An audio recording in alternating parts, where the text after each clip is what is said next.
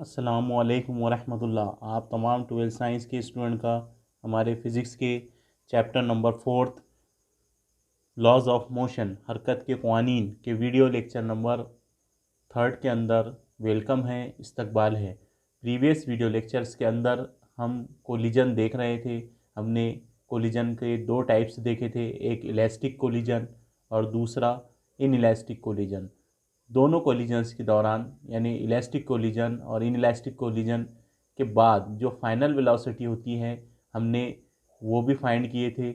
उसके बाद हमने देखा था कि इनइलास्टिक कोलिजन यानी पिछले वीडियो लेक्चर के अंदर इनइलास्टिक कोलिजन के अंदर क्या होता है, एनर्जी का नुकसान होता है, एनर्जी लॉस्ट होती है, तसादुम के दौरान एनर्जी का नुकसान होता है। तो कितना एनर्जी का नुकसान होता है तो उसके लिए भी हमने पिछले वीडियो लेक्चर के अंदर ज़ाब्ता अखज़ किए थे।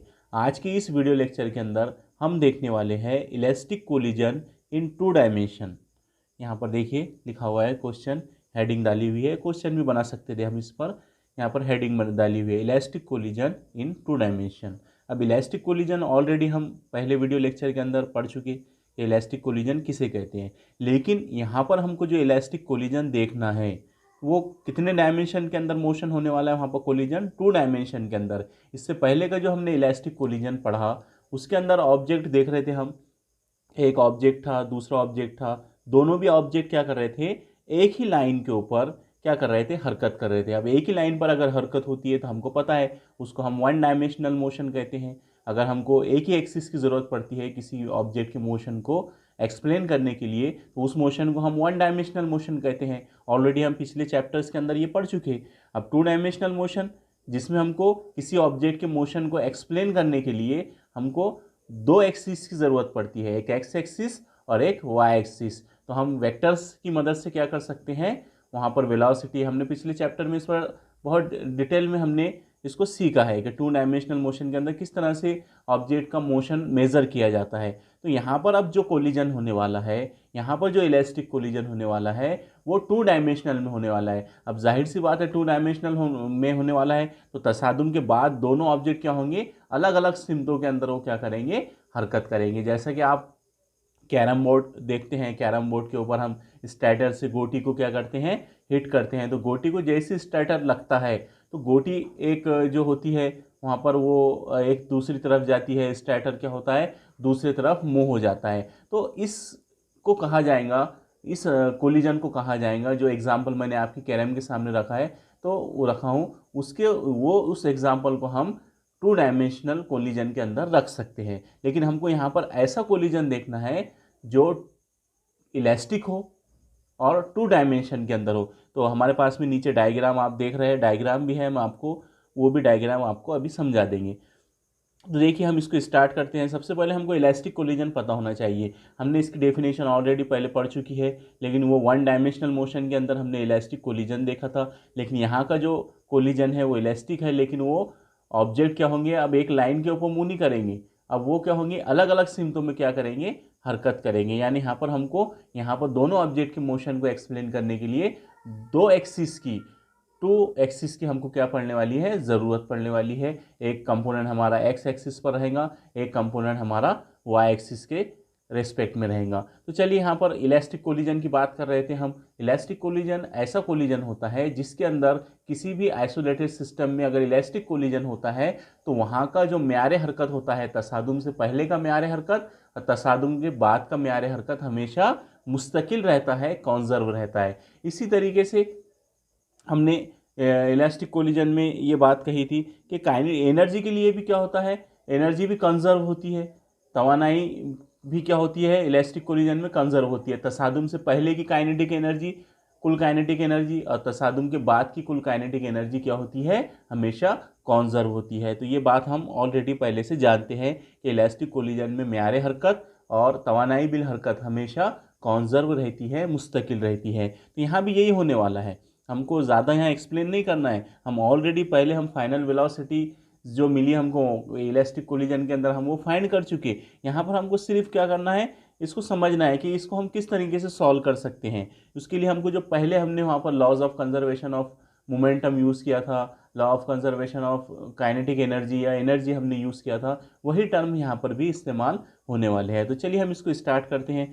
तो डायरेक्ट इलास्टिक कोलिजन की मैंने यहाँ डिफिनेशन नहीं लिखा हूँ। आपको पता है इलास्टिक कोलिजन एक ऐसा कोलिजन होता है जिसके दौरान जो सिस्टम होता है उसका म्यार हरकत और तवानाई हमेशा कैसी रहती है, मुस्तकिल रहती है, उसको हम इलास्टिक कोलिजन कहते हैं। यहाँ पर जो इलास्टिक कोलिजन होने वाला है वो 2 डायमेंशनल के अंदर होने वाला है। ठीक है, तो चलिए यहाँ पर हम इसको देखिए, हमने थोड़ा सा लिखे है कि हमने 2 ऑब्जेक्ट कंसिडर किए, ये 2 बॉडीज़ है। ठीक है, इसका मास पहली बॉडी का m1 है, दूसरी बॉडी जो है इसका मास क्या है, m2 है। ये u1 वेलोसिटी से इधर मूव कर रही है और ये इधर u2 वेलोसिटी से मूव कर रहा है। ऐसे यहाँ पर हमने आपको लिख कर दिया है। ठीक है, इसकी फिर ये क्या होगा, कुछ देर बाद ये क्या करेंगे, एक दूसरे के साथ तसादुम करेंगे। तसादुम करने के बाद में मैंने यहाँ पर देखिए छोटा सा इफ़, अगर हम यहाँ कंसिडर करते हैं कि ये वाले ऑब्जेक्ट की वेलोसिटी ज़्यादा है और ये वाले ऑब्जेक्ट की वेलोसिटी कम है। फॉर एग्जांपल हम यहाँ पर ऐसा कंसिडर कर सकते कि यहाँ पर जो ये वाला ऑब्जेक्ट है ये बहुत तेज़ी से, बहुत तेज़ रफ्तार से क्या हो रहा है, इस तरफ आ रहा है, और इसकी रफ्तार जो है ये भी इस तरफ आ रहा है, लेकिन इसकी रफ्तार क्या है यहाँ पर पहले ये वाले ऑब्जेक्ट की रफ्तार से कम है। तो जाहिर सी बात है जब इनका कोलिजन होगा, ये दोनों जब एक दूसरे से तसादुम करेंगे तो किधर हरकत होंगी दोनों ऑब्जेक्ट की, दोनों ऑब्जेक्ट इधर की तरफ क्या करेंगे, हरकत करेंगे। जैसा कि आप डायग्राम में देख रहे हैं, ये दूसरे वाला ऑब्जेक्ट इस तरफ चले गया और पहला वाला ऑब्जेक्ट इस तरफ आ गया, इस तरफ आ गया। तो यहाँ पर अब देखिए, अब 1 डायमेंशनल मोशन नहीं है, यहाँ पर दोनों ऑब्जेक्ट क्या हो गए, अलग अलग सिमतों में चले गए। यानी इन दोनों ऑब्जेक्ट की हरकत का मुताला करने के लिए हमको 2 एक्सिस की ज़रूरत पड़ेगी, एक वाई एक्सिस और दूसरा एक्स एक्सिस। इसलिए हम यहाँ पर आप देख रहे हैं इलास्टिक कोलिजन इन 2 डायमेंशनल। तो ये पहली कंडीशन है, कोलिजन से पहले दोनों ऑब्जेक्ट, ये ऑब्जेक्ट इस तरफ आ रहा है हरकत करते हुए u1 वेलोसिटी के साथ, ये वाला ऑब्जेक्ट इस तरफ आ रहा है u2 वेलोसिटी के साथ, लेकिन इसकी वेलोसिटी, पहले वाले ऑब्जेक्ट की वेलोसिटी दूसरे वाले ऑब्जेक्ट की वेलोसिटी से ज़्यादा है। इसलिए दोनों ऑब्जेक्ट इस सिमत में, यानी एक्स एक्सिस के पॉजिटिव सिमत में, अलग अलग सिमतों में क्या करेंगे, हरकत करेंगे।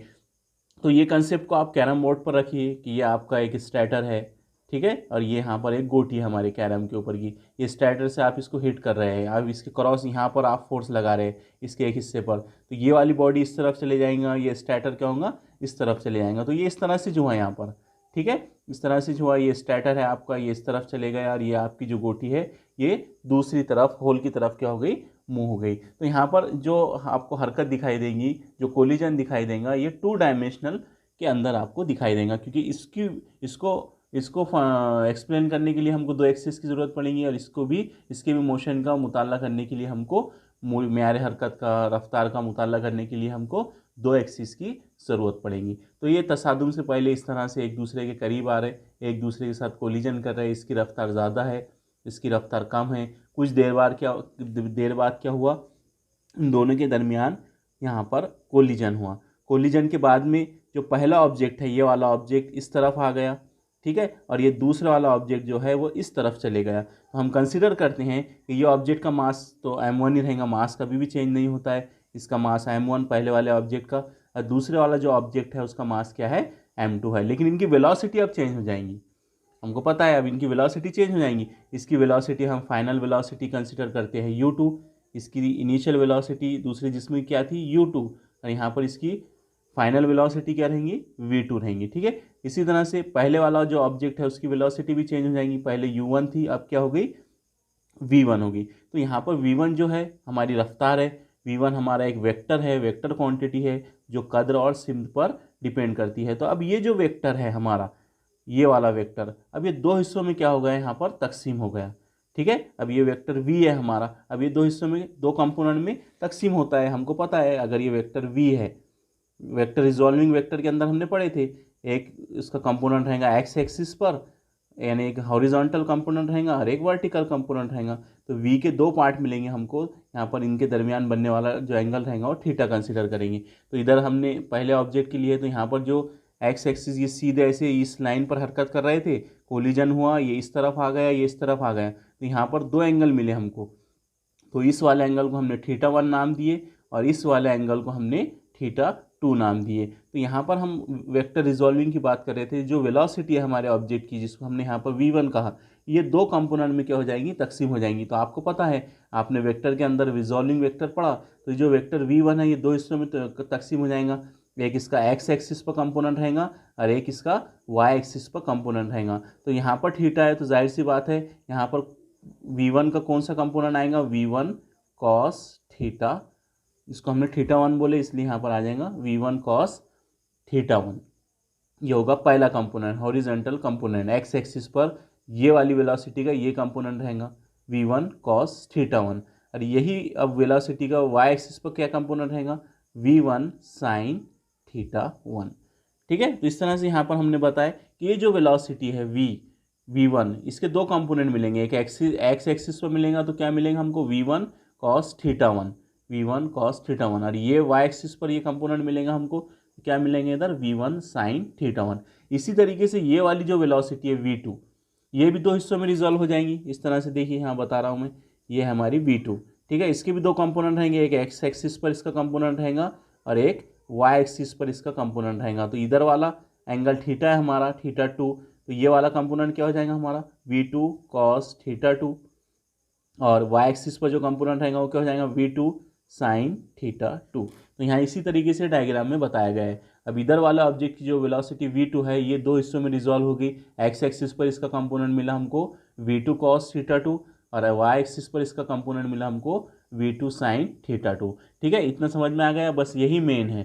ठीक है, अब हमको पता है क्योंकि हमने यहाँ sin थीटा cos थीटा जो लिए, तो उसी की मदद से हम क्या कर सकते हैं, टू डायमेंशनल मोशन को हम यहाँ पर समझ सकते हैं। तो हम सबसे पहले क्या करेंगे, हम law of conservation of momentum का यहाँ पर इस्तेमाल करेंगे। तो हम यहाँ देखिए मोमेंटम अब हमारे पास में एक्स एक्सिस पर भी मोमेंटम है और वाई एक्सिस पर भी मोमेंटम है। तो पहले हम एक्स एक्सिस पर मोमेंटम देख लेते हैं। मोमेंटम, लॉ ऑफ मोमेंटम हमको क्या कहता है, law of conservation of momentum हमको क्या कहता है कि तसादुम से पहले का म्यार हरकत, तसादुम से पहले का कुल म्यार हरकत बराबर होता है तसादुम के बाद के म्यार हरकत के। तो अब यहाँ पर हम म्यार हरकत हमारे पास में दो तरह से हमको मिल रहा है। ठीक है, एक हमको एक्स एक्सिस पर भी मिल रहा है और एक वाई एक्सिस पर भी मिल रहा है। तो पहले हम law of conservation of momentum यानी म्यार हरकत की बका के कानून को हम कहाँ पर रखेंगे, अलॉन्ग एक्स एक्सिस पर रखेंगे।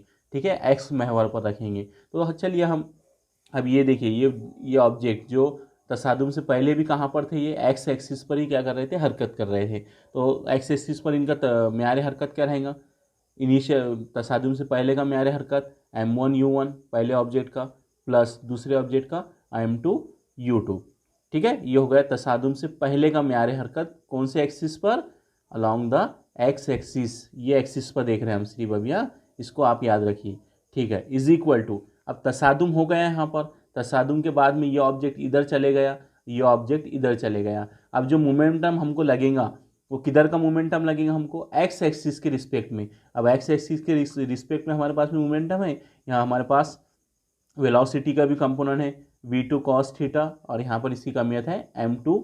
ठीक है, अब कमियत और रफ्तार का हासिल ज़रब क्या होता है, म्यार हरकत होता है। तो ये है हमारी एक्स एक्सिस पर रफ्तार। ठीक है, ये वाले ऑब्जेक्ट की एक्स एक्सिस पर ये रफ्तार है और ये उसका मास है, यानी इन दोनों का हासिल ज़रब क्या हो जाएगा, इसका म्यार हरकत हो जाएगा। समझ में आ रही बात। इसी तरीके से इसका म्यार हरकत क्या रहेगा, एक्स एक्सिस का ऊपर वेलोसिटी, ठीक है, इनटू उसका मास m1। ठीक है, तो ये हो जाएगा हमारा p2 यानी तसादुम के बाद का ये वाले ऑब्जेक्ट का म्यार हरकत, और ये तसादुम के बाद में इस वाले ऑब्जेक्ट का म्यार हरकत। तो कुल म्यार हरकत क्या हो जाएगा, देखिए मैंने वही काम किया हूँ यहाँ पर, m2 यानी मास इंटू वेलोसिटी। ये वेलोसिटी से मल्टीप्लाइट नहीं करेंगे हम, ये वेलोसिटी दो हिस्सों में टूट गई, एक एक्स एक्सिस पर आ गई v2 cos थीटा और एक वाई एक्सिस पर आ गई v2 sin थीटा। अब हम बात कर रहे हैं हमको म्यार हरकत की बका का कानून कहाँ पर चेक करना है, अलॉन्ग द एक्स एक्सिस। तो एक्स एक्सिस पर क्या है हमारे पास में रफ्तार v2 cos थीटा, ये आ गई यहाँ पर v2 cos थीटा, ज़रब यहाँ पर मास क्या लेगी, दूसरे ऑब्जेक्ट का मास क्या हमारे पास में m2। तो ये हो गया यहाँ का म्यार हरकत, ये वाले ऑब्जेक्ट का एक्स एक्सिस में म्यार हरकत ये है m2 v2 cos theta, plus ये वाले ऑब्जेक्ट का म्यार हरकत क्या है, यहाँ पर एक्स एक्सिस के रिस्पेक्ट में मास उसका m1, ज़रब उसकी वेलोसिटी क्या है एक्स एक्सिस में v1 cos थीटा, इसलिए यहाँ पर लिख दिया हमने m1 v1 cos थीटा। ये हो गया एक्स एक्सिस में तसादुम से पहले का कुल म्यार हरकत बराबर ये एक्स एक्सिस पर तसादुम के बाद का म्यार हरकत। अब तसादुम से पहले का म्यार हरकत बराबर क्या रहता है, तसादुम के बाद का म्यार हरकत। यही तो होता है law of conservation of momentum. तो ये चेक कर लिया हमने, ठीक है। अब इसके बाद में हम वाई एक्सिस पर देखेंगे, वाई एक्सिस पर भी हम यही देखेंगे तसादुम से पहले का म्यार हरकत बराबर वाई एक्सिस पर तसादुम के बाद का म्यार हरकत। तो देखिए यहाँ पर तसादुम से पहले, अब वाई एक्सिस पर हमारे पास वेलोसिटी तो है ही नहीं, ये ऑब्जेक्ट ऊपर नहीं जा रहा था, ये इस तरफ जा रहा था, एक्स एक्सिस पर ही था, ये भी एक्स एक्सिस पर था। लेकिन वाई एक्सिस पर क्या थे क्या ये दोनों कंपोनेंट, नहीं। ऐसा ऊपर नीचे हरकत कर रहे थे कि इस तरह से, नहीं। ये इस तरफ जा रहा था एक्स एक्सिस पर, ये इस तरफ आ रहा था, तो वाई एक्सिस पर इसका कोई कंपोनेंट नहीं है, इसलिए वाई एक्सिस पर इसका म्यार हरकत क्या रहेगा, जीरो। तसादुम से पहले ये ऑब्जेक्ट, दोनों भी ऑब्जेक्ट कहाँ पर हरकत कर रहे थे, एक्स एक्सिस पर हरकत कर रहे थे, और एक्स एक्सिस पर हरकत कर रहे थे, वाई एक्सिस पर इनका कोई कंपोनेंट नहीं था, इसलिए वाई एक्सिस पर इनका तसादुम से पहले जो म्यार हरकत रहेगा वो क्या रहेगा, सी पर रहेगा। इसलिए हमने लिख दिया यहाँ पर तसादुम से पहले का म्यार हरकत वाई एक्सिस पर क्या है, सी पर है। लेकिन इस वाली कंडीशन में जब तसादुम हो गया तो यहाँ पर हमारे पास कुछ कंपोनेंट है, यहाँ पर मास m2 और ये वेलोसिटी v2 साइन थीटा। इसी तरह यहाँ पर मास m1 और यहाँ पर वाई एक्सिस पर वेलोसिटी v1 साइन थीटा, ठीक है। अब एक साइड में हमको ये लिखना पड़ेगा कि तसादुम का बाद का म्यार हरकत, तसादुम के बाद का म्यार हरकत क्या हो जाएगा, मास ज़रा वेलोसिटी वाई एक्सिस पर, तो ये हो जाएगा m2 v2 sine theta minus, अब देखिए ये पॉजिटिव है वाई एक्सिस पर है, यहाँ से अगर इसको मब्दा कंसिडर करते हैं तो ये निगेटिव वाई एक्सिस पर है, तो हम इसको पॉजिटिव कंसिडर करेंगे, ये म्यार हरकत को, ऊपर के म्यार हरकत को, और इसको हम निगेटिव कंसिडर करेंगे क्योंकि वाई एक्सिस के नीचे की डायरेक्शन में है, मनफी सिम्त में है, ठीक है, उसकी अपोजिट डायरेक्शन में। तो इसलिए यहाँ पर ये हो गया इधर का म्यार हरकत m2 into v2 sine theta, ये हो गया इसका म्यार हरकत, प्लस, अब प्लस जब की जगह माइनस आएगा, क्यों, प्लस माइनस क्या हो जाएगा, माइनस, इसका डायरेक्शन नीचे की तरफ है, उसके मुखालिफ सिम्त में, इसलिए यहाँ आ जाएगा माइनस, ठीक है। अब यहाँ का म्यार हरकत क्या रहेगा, m1 v1 साइन थीटा, ठीक है, m1 v1 साइन थीटा। तो अब देखिए हमको क्या बोलता है म्यार हरकत का बका का कानून, कि तसादुम से पहले का म्यार हरकत बराबर होता है तसादुम के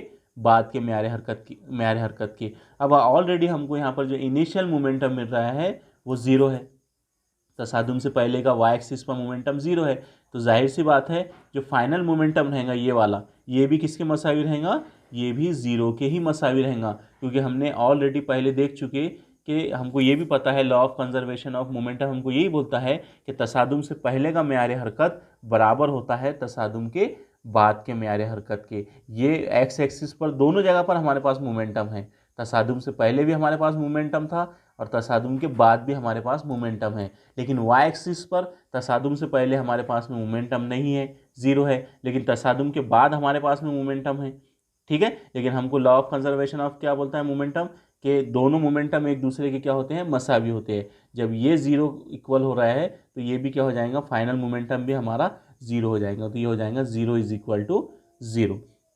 तो ये भी चेक कर लिया हमने। अब काइनेटिक एनर्जी की बात करते, काइनेटिक एनर्जी के लिए law of conservation of momentum क्या रहेगा, तसादुम से पहले की काइनेटिक एनर्जी, ठीक है, दोनों का मजमूआ करेंगे, इसकी काइनेटिक एनर्जी प्लस इसकी काइनेटिक एनर्जी, तो ये हो गई तसादुम से पहले की kinetic energy is equal to तसादुम के बाद की काइनेटिक एनर्जी, ये काइनेटिक एनर्जी प्लस ये काइनेटिक एनर्जी।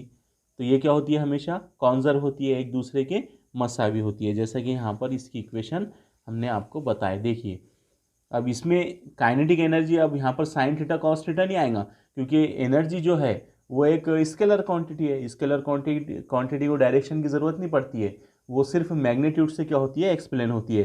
तो ये तसादुम से पहले का काइनेटिक एनर्जी इसकी क्या रहेंगी, half m1 u1 square plus इसकी क्या रहेंगी, हाफ m2 u2 स्क्वायर, ठीक है। ये हो गई तसादुम से पहले की kinetic energy, total kinetic energy. देखिए यहाँ पर half m1 u1 square plus half m2 u2 square is equal to तसादुम के बाद की kinetic energy, half m1 v1 square plus half m2 v2 square. तो इसको भी ये चेक कर लेते हैं हम, ठीक है, ये भी चेक हो गया, ठीक है। तो यहाँ पर क्या होता है, टू डायमेंशनल मोशन के अंदर भी क्या होता है, law of conservation of momentum भी यहाँ पर सही साबित होता है, और लॉ ऑफ काइनेटिक एनर्जी भी क्या होता है, सही साबित होता है, ठीक है। इस तरह से ये हमारा इलास्टिक कोलिजन इन 2 डायमेंशन यहाँ पर ख़त्म होता है। ठीक है, चलिए अब अगला जो सवाल है हमारा वो है इम्पल्स ऑफ फोर्स। क्या है? Impulse of force. यहाँ पर IMPULSE है। ठीक है, इम्पल्स ऑफ फोर्स, जिसको उर्दू में कहा जाता है कुव्वत के झटके। ठीक है, अब यहाँ पर आपको और लग रहा होगा कि भाई ये क्या होता है इम्पल्स ऑफ फोर्स, आपने इसके बारे में नहीं सुना होगा, तो हम इसको एक्सप्लेन कर देते हैं आपको कुछ एग्जाम्पल के ज़रिए। ठीक है, इम्पल्स ऑफ फोर्स क्या होता है। चलिए इधर हम आपको थोड़ा सा पहले बताते हैं कि यहाँ पर हमारे पास जगह है थोड़ी। इम्पल्स ऑफ फोर्स, जिसको हम उर्दू में कहते हैं कुव्वत के झटके। आपने देखा होगा कि हम गेंद को दीवार पर हिट करते हैं, ये दीवार है। ठीक है, और आपने क्या किया, यहाँ से आप खड़े हुए हैं और आपने दीवार के ऊपर गेंद को हिट किया।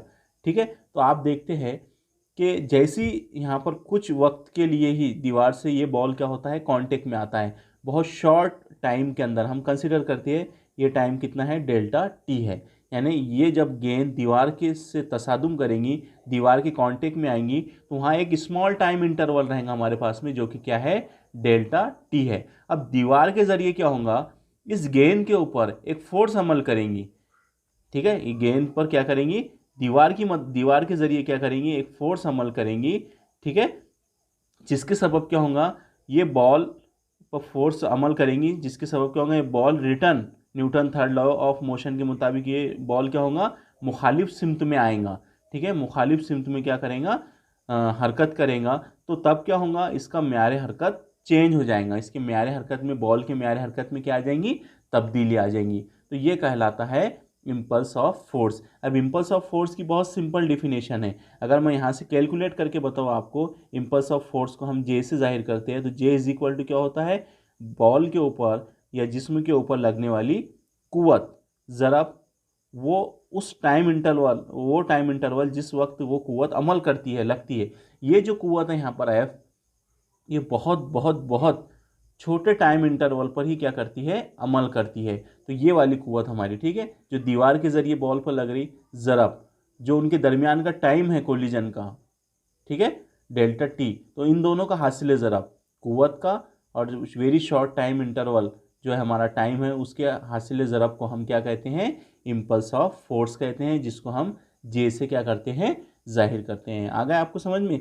हम ये बेस्ट एग्जांपल थी हमारे पास में कि जैसे हम दीवार पर गेंद को मारते हैं तो क्या होता है, गेंद जाती है दीवार के ऊपर, ठीक है, और दीवार के ज़रिए क्या होता है, गेंद के ऊपर फोर्स अमल करती है, उसको मुखालिफ सिमत में फोर्स लगती है, और वही फोर्स की वजह से क्या होता है, बॉल के म्यार हरकत में तब्दीली पैदा हो जाती है। तो इस अमल को, ये फोर्स के लगने को यहाँ पर क्या कहा जाता है, इसी फोर्स को कहा जाता है इम्पल्स ऑफ फोर्स, कुव्वत के झटके। इसी तरीके से आप देखते हैं कि अगर आप कोई ऊंचाई पर है और ऊंचाई से आप छलांग लगा देते हैं, तो आपके जो पैर है वो ज़मीन के ऊपर कुछ ही वक्त के लिए क्या होते हैं, आपके ऊपर एक फोर्स लगती है। आप जैसे ज़मीन के कांटेक्ट में आते हैं तो आपको एक झटका लगता है ऊपर की तरफ, ठीक है, और वो झटका इस तरह से होता है कि आपका वहाँ पर पैर फ्रैक्चर हो सकता है, आपके पैर में तकलीफ़ होती है। आप इमेजिन कीजिए, आप थोड़ा ऊंचाई से कूदी मारिए तो आपके पैर के अंदर, जैसे आपके पैर ज़मीन के कांटेक्ट में आते हैं तो क्या होता है, आपके ऊपर एक ज़मीन की तरफ से एक फोर्स अमल करती है बहुत शॉर्ट टाइम इंटरवल के अंदर, जिसके सबब आपके पैर के अंदर झंझनाहट पैदा हो जाती है, आपके पैर के अंदर फ्रैक्चर हो जाते हैं, है ना। तो ये किसके कारण होता है, ये इम्पल्स ऑफ फोर्स के कारण होता है। इसी तरीके से और हमारे पास में एग्जाम्पल है, आपने देखे होंगे क्रिकेट के मैदान में जो प्लेयर्स होते हैं, जब कोई बैट्समैन हिट करता है तो कैच लेने के लिए अपने हाथ को पीछे की तरफ करते हैं, अपने हाथों को पीछे की तरफ लेते हैं। पीछे की तरफ क्यों लेते हैं वो, अगर वो डायरेक्ट इस तरह से सामने हाथ ले जाकर अगर कैच ले ले, सीधे हाथ से ऐसा बस सामने हाथ डाल दे बॉल के, तो क्या होगा, वो बॉल हाथ पर हिट करेगा और अपने हाथ के ज़रिए क्या होगा, उस बॉल के ऊपर क्या होगी, एक फोर्स लगेगी, और उस फोर्स की वजह से उस बॉल का म्यार हरकत क्या होगा, चेंज हो जाएगा, और कैच के छूटने के क्या होते हैं वहाँ पर 100% क्या होते हैं, चांसेस होते हैं। तो इसलिए जो फील्डर होता है, जो जो बॉल को कैच करता है, वो अपने हाथों को पीछे की तरफ लेके जाता है और हाथ को कुछ इस तरह से बनाता है, ठीक है। तो वो इसलिए हाथों को अपने पीछे की तरफ लेता है क्योंकि वो जो इम्पल्स ऑफ फोर्स होती है उसको क्या कर देता है, उसके मैग्नीट्यूड को वो कम कर देता है। उसी के सबब जब उसका मैग्नीट्यूड कम हो जाता है, ठीक है, वहाँ टाइम पीरियड बढ़ जाता है, तो वो कैच को आसानी से क्या कर लेता है, वो झेल लेता है, पकड़ लेता है। इसी तरीके से बहुत सारी हमारे पास में इम्पल्स ऑफ फोर्स की क्या है, मिसालें हैं। तो यहाँ पर मैंने इसकी तारीफ आपको लिखा के दिया हो इम्पल्स ऑफ फोर्स की, और इसकी मिसालें जो है वो आपको क्या करना है, खुद से लिखना है। ठीक है, आपको खुद ही को क्या करना है, उसको लिखना है। और एक मिसाल मैं आपके सामने रखता हूँ कि हम कीले को क्या करते हैं, दीवार में जब मारते हैं, उसको हिट करते हैं खीले को, तो हम देखते हैं कि जब हम हथौड़ी को खीले के हेड पर मारते हैं तो हम इधर से फोर्स लगाते पहले हमारे हाथ की तरफ से, फिर क्या होता है, खीले के जानिब से हमारे हाथ पर क्या करती है, एक फोर्स अमल करती है, जिसके सबब हम पीछे की तरफ क्या करते हैं, एक झटका महसूस करते हैं। ठीक है, तो वो भी जो झटका हमको पीछे की तरफ लगता है, तो वो इम्पल्स ऑफ फोर्स की ही वजह से क्या होता है, हमको लगता है। तो ये होता है इम्पल्स ऑफ फोर्स। अगर इसकी फिजिक्स में डेफिनेशन देखना है आपको, ये होता है फोर्स इनटू टाइम। ठीक है, फोर्स बोले तो जो ऑब्जेक्ट के ज़रिए लगती है और जो दूसरे ऑब्जेक्ट के ज़रिए पहले वाले ऑब्जेक्ट पर लगती है, वो फोर्स ज़रब उनके दरमियान का टाइम इंटरवल, इन दोनों का जो प्रोडक्ट होता है वो कहलाता है इम्पल्स ऑफ फोर्स। ठीक है, तो चलिए इसकी फटाफट हम डिफिनेशन देख लेते हैं। देखिए, हमने अब आपको समझ में आ जाएंगी इसकी डिफिनेशन। जब किसी जिस्म पर बहुत कम वक्त में, बहुत कम वहाँ टाइम इंटरवल होता है, ठीक है, जब किसी जिस्म पर बहुत कम वक्त में बहुत ज़्यादा मिकदार में कुव्वत अमल करती है, जाहिर सी बात है, हम देखते हैं कि भाई जो थोड़ी देर के लिए ही वो कुव्वत होती है, लेकिन वो बहुत ज़्यादा हमारे म्यार हरकत में, हमारे बॉडी के म्यार हरकत में क्या ला लेती है, वो तब्दीली ला लेती है, जिसके सबब हमको नुकसान होता है। ठीक है, तो वही बात कही जा रही है, जब किसी जिस्म पर बहुत कम वक्त में बहुत ज़्यादा मिकदार में कुव्वत अमल करती है, तब उस कुव्वत के सबब जो दीवार के ज़रिए लग रही है, ठीक है, जो खीले के ज़रिए लग रही है, ठीक है, तब उस कुव्वत के सबब जिस्म के म्यार हरकत में क्या होती है, तब्दीली अगर पैदा होती है, तो उसे हम क्या कहते हैं, कुव्वत के झटके कहते हैं, इम्पल्स ऑफ फोर्स कहते हैं। ठीक है, अब इसकी आपको 2 से 3 मिसालें लिखना है इम्पल्स ऑफ फोर्स की, वो आपको यहाँ पर लिखना है। ठीक है, आप नेट के ऊपर देखिए इम्पल्स ऑफ फोर्स क्या होता है, इम्पल्स ऑफ फोर्स की आप एग्जाम्पल देखिए और उसको अपने जुमलों में लिखने की कोशिश कीजिए। तो यहाँ पर देखिए इम्पल्स ऑफ फोर्स को हम जे से जाहिर करते हैं। ठीक है, अब इम्पल्स लिखा जाता है आई से। ठीक है, अब इम्पल्स को अगर हम आई से यहाँ पर जाहिर करते थे तो करंट हो जाता था, इसलिए हम इसको यहाँ पर जे से क्या करते हैं, जाहिर करते हैं इम्पल्स ऑफ फोर्स को। J is equal to delta T into force. ठीक है, डेल्टा टी बोले तो जब ऑब्जेक्ट, दोनों ऑब्जेक्ट एक दूसरे कांटेक्ट में आते हैं, उनके दरमियान का वेरी शॉर्ट टाइम इंटरवल, ज़रा फोर्स वो जो ऑब्जेक्ट पर मुखालिफ सिमत में लगती है। ठीक है, इन दोनों का हासिल ज़रब क्या कहलाता है, इम्पल्स ऑफ फोर्स कहलाता है। ये भी एक तारीफ बन गई यहाँ पर कि जिस्म पर अमल करने वाली कुव्वत और उनके कोलिजन के दौरान का वक्त का हासिल ज़रब क्या कहलाता है, इम्पल्स ऑफ फोर्स कहलाता है, कुव्वत के झटके कहलाता है। तो इस इक्वेशन को हम ऐसा भी लिख सकते हैं। ठीक है, अब हमने अभी बात किया कि ये फोर्स जब ऑब्जेक्ट पर अमल करती है, गेंद पर अमल करती है, तो म्यार हरकत में चेंज आता है। ये P1 जो है ये इनिशियल मोमेंटम है, यानी जब बॉल गेंद जो है दीवार की तरफ जा रही थी वहाँ का म्यार हरकत है। ठीक है, P2 जो है ये दीवार पर से जब फोर्स लगी बॉल पर तो उसका म्यार हरकत जो चेंज हुआ वो P2 है। तो यहाँ पर क्या होगा, म्यार हरकत की तब्दीली को हम इस तरह से लिख सकते हैं, P2 माइनस P1, यानी final momentum minus initial momentum is equal to impulse of force. ठीक है, इसको हम प्रूफ भी कर सकते हैं। ये जो इक्वेशन लिखी हुई है आपके सामने कि जे इज इक्वल टू होता है P2 माइनस P1 या is equal to delta T ज़रब एफ। तो देखिए यहाँ पर हम जानते हैं Newton second law of motion लिखा हुआ है कि अगर किसी जिस्म पर कुव्वत अमल करती है तो उसके म्यार हरकत में क्या होती है, तब्दीली पैदा होती है। ठीक है, F is equal to D P upon D T, ये हमने Newton second law of motion के अंदर पढ़ा था। इस फार्मूले को मैं इस तरह से भी लिख सकता हूँ, F is equal to change in momentum, change in momentum upon change in time. ठीक है, चेंज इन मोमेंटम क्या रहेगा हमारा, final momentum minus initial momentum. P2 और P1 मैं आपको यहाँ समझा देता हूँ। ठीक है, ये गेंद थी हमारी। ठीक है, यहाँ पर हमने गेंद को हिट कर रहे थे, तो गेंद का मास m कंसिडर करते, तो यहाँ पर इसकी पहली वेलोसिटी u1 थी, तो पहला म्यार हरकत क्या होगा इसका, P1 m u1। ठीक है, अब ये गेंद हिट हुई दीवार की वजह से, इस पर एक फोर्स लगी बहुत कम वक्त के लिए, तब इसका म्यार हरकत क्या हो जाएगा, P2 m इंटू, अब इसकी वेलोसिटी क्या लेंगे हम, v ले लेंगे। ठीक है, ये इनिशियल वेलोसिटी और ये फाइनल वेलोसिटी। तो ये होगा इसका फाइनल मोमेंटम P2। ठीक है, तो इसलिए हम यहाँ पर इस तरह से लिख सकते हैं चेंज इन मोमेंटम, तो final momentum minus initial momentum, final momentum minus initial momentum upon change in time. ठीक है, अब देखिए यहाँ पर, अब डेल्टा टी जो तकसीम में है उसको कहाँ लेके जा सकता हूँ मैं, फोर्स के पास लेके चले जाते हैं। यहाँ पर देखिए, अब इसको हम क्या करेंगे, थोड़ा रुकिए, इसको हम फोर्स के पास में क्या करते हैं, लेके चले जाते हैं। तो क्या मिला हमको, डेल्टा टी तकसीम में था तो इधर ज़रब में चले गया, तो यहाँ हो गया एफ ज़रब डी टी। ठीक है, इधर हमारे पास में क्या बचा हुआ है, P2 माइनस P1। अब एफ ज़रब डेल्टा टी क्या होता है हमारा, इम्पल्स ऑफ फोर्स, इसलिए हम लिख सकते हैं J is equal to F ज़रब delta T is equal to P2 minus P1। ये होता है इम्पल्स ऑफ फोर्स, जिसको उर्दू में कहा जाता है कुव्वत के झटके। ठीक है, तो ये टॉपिक भी हमारा यहाँ पर अल्हम्दुलिल्लाह कंप्लीट होता है। इसके बाद में हम टॉर्क के बारे में देखेंगे, गर्दिशा के बारे में देखेंगे। अगली वीडियो लेक्चर हमारा गर्दिशे के ऊपर रहेगा, टॉर्क के ऊपर रहेगा। तो आप इसकी स्टडी कीजिए। ये जो आपको होमवर्क दिया गया है इम्पल्स ऑफ फोर्स की, आपको यहाँ पर मिसालें लिखना है। आज के लिए इतना ही। खुदा हाफिज़, थैंक्स।